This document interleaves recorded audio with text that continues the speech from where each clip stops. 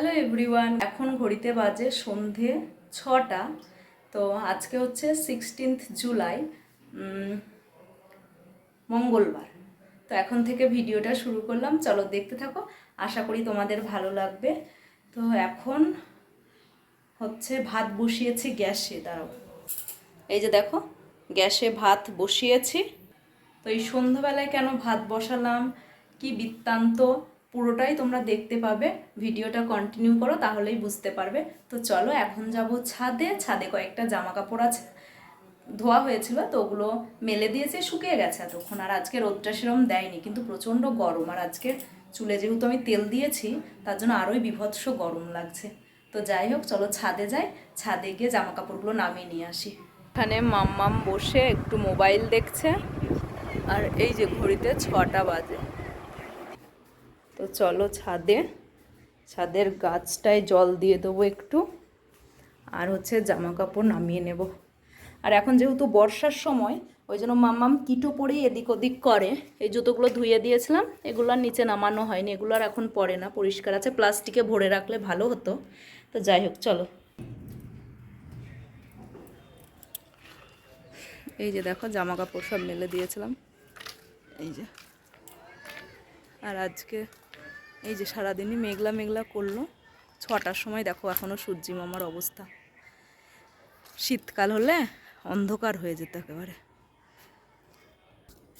আর এই যে আমার গাছের অবস্থা দেখো, কত ফুল দিল, তারপরে গাছের পাতাগুলো আবার হলুদ হয়ে ঝরে পড়ছে, আবার পরে ফুল দেবে মনে হয়। এই পাতাগুলো ঝরে গেলে তারপরে আবার দেবে মনে হয়। আর এই যে এখানে তুলসীর চারা, এই যে এই গাছটাও মরে গেল, এটাও মরে গেল, এটাও মরে গেল। আর এখানে চারাটা বেশ সুন্দর হয়েছে।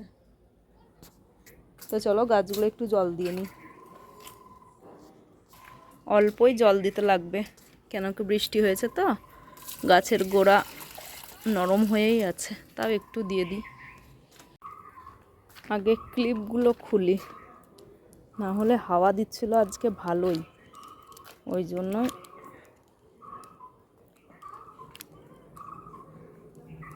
একটা পাখি ডাকছে, দেখো কোথায়, এই দেখো।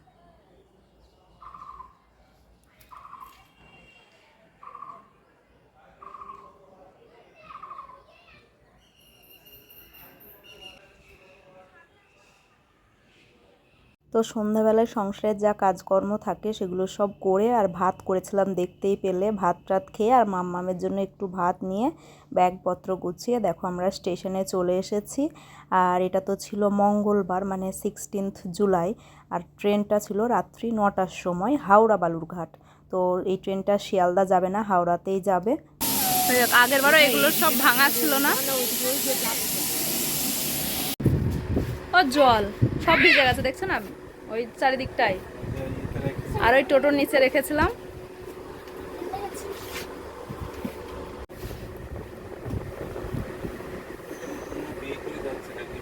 হ্যাঁ দেখলাম বউটা।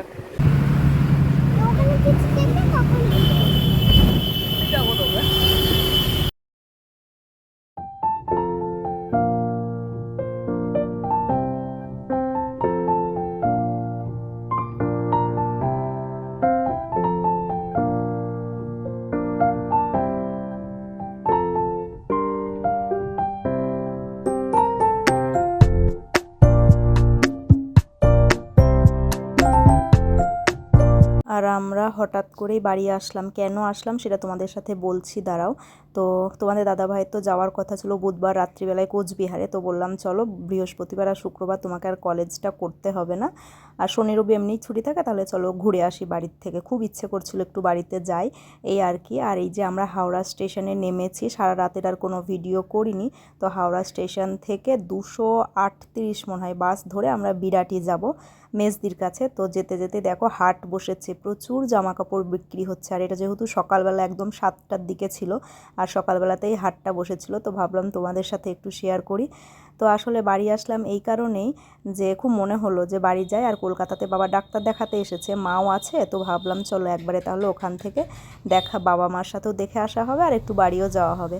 আসলে আমাদের না এমন অভ্যেস হয়ে গেছে যে 1 মাস পার হলেই মনে হয় বাড়ি যাই, একদম ভালো লাগে না। আর সেই সঙ্গে বাবাকেও একটু দেখে আসা হলো, তো এই জন্যই গেলাম। আর বেশি দিনের ছুটি নাই, মঙ্গলবার গেছিলাম, বুধ বৃহস্পতি শুক্র 3 দিন ছিলাম। শুক্রবার রাত্রিবেলায় আবার শিয়ালদা থেকে 10:30টার সময় ট্রেন ছিল, শনিবার সকালে আবার বালুরঘাটে পৌঁছে গেছিলাম।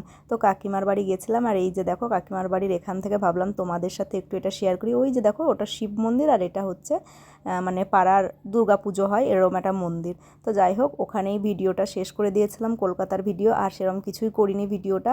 তো তারপরে আবার এই যে শনিবার সকালবেলা বাড়ি এসে তারপরে সংসারে যা কাজকর্ম রান্না বাড়ি করে সব খাওয়া দাওয়া সেরে রেস্ট নিয়ে আবার বিকেলবেলায় মাম্মামকে নাচের স্কুলে নিয়ে যাচ্ছি। 5:30 থেকে ওর নাচ ছিল। মাম্মামকে নাচের ক্লাসে দিয়ে তারপরে অনেক কাজ করেছি, সেসব কিছুই তোমাদের সাথে শেয়ার করতে পারিনি। আর তার মধ্যেই তোমাদের দাদাভাই 2টো পার্সেল অর্ডার করেছিল শ্রীলেদার্স থেকে। এই দুটোর মধ্যে কি আছে? চলো তোমাদের সাথেও শেয়ার করি। ঠিক আছে।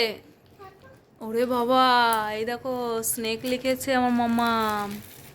এই যে দেখো মামামের জন্য এই সুন্দর ব্যাগটা অর্ডার করেছিল, আর একটা অর্ডার করেছিল, দাঁড়াও দেখাচ্ছে।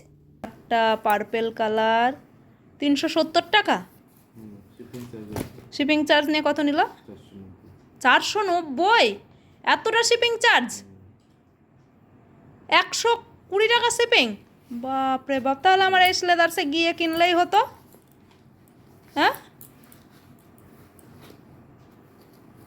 সুন্দর হয়েছে মা ব্যাগটা। না সুন্দর হয়নি, দারুণ সুন্দর হয়েছে।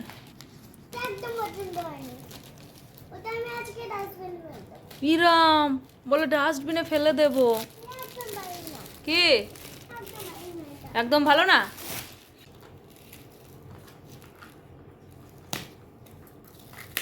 রাখ ওটা রাখ।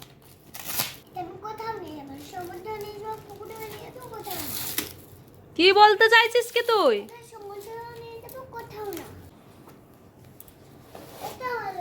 ব্যাগ নেয় সব। কি ব্যাগ? এটা পছন্দ হয়েছে? এটা তোরই ব্যাগ নে, বড়তে তুই নিবি। এই যে তোমাদের দাদাভাই এই ব্যাগটা তার জন্য অর্ডার দিয়েছিল। তো চলো আজকের মতো এটুকুই। তোমরা সবাই খুব ভালো থেকো, সুস্থ থেকো, বাই বাই।